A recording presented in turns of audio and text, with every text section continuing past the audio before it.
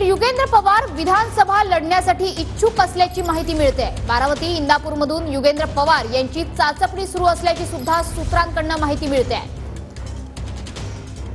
तर आपले प्रतिनिधी योगेश बोरसे सध्या आपल्या सोबत जोडले गेलेले आहेत। योगेश, विधानसभा निवडणुकीसाठी बारामतीत आता काय गणित आखली जात आहेत?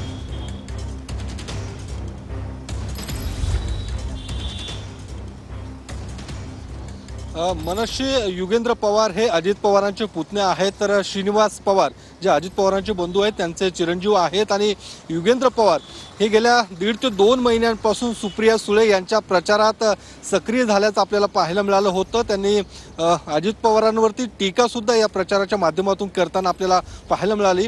मात्र आता युगेंद्र पवार यांचं नाव बारामती आणि इंदापूर या दोन्ही लोकसभा मतदारसंघासाठी चर्चेत आल्याचं आपल्याला पाहायला मिळतंय। आणि या दोन्ही मतदारसंघात आता युगेंद्र पवारांकडून चाचपणी सुरू असल्याचं समजतंय।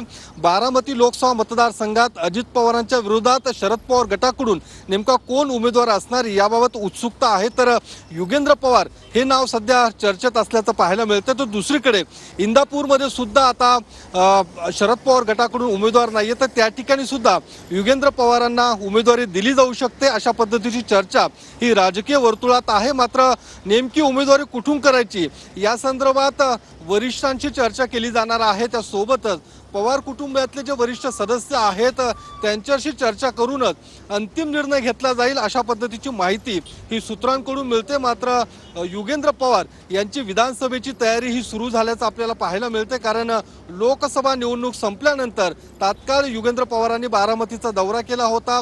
बारामतीमध्ये शरद पवार गटाच्या कार्यालयात बसून त्यांनी जनता दरबार घेतला होता, लोकांच्या भेटीगाठी, लोकांच्या समस्या समजून घेतल्या होत्या। आणि त्याचवेळी युगेंद्र पवार यांचं नाव आता पुढे आल्याचं आपल्याला पाहायला मिळते। आणि युगेंद्र पवार या दोन्ही मतदारसंघाची चाचपणी करतायत आणि त्यामुळे नेमकी उमेदवारी कुठल्या मतदारसंघातून युगेंद्र पवारांना मिळणार योगेश, त्याच्यामुळे युगेंद्र पवार यांची 2 विधानसभा मतदारसंघातून चाचपणी सुरू आहे। तुर्तास धन्यवाद या माहितीबद्दल।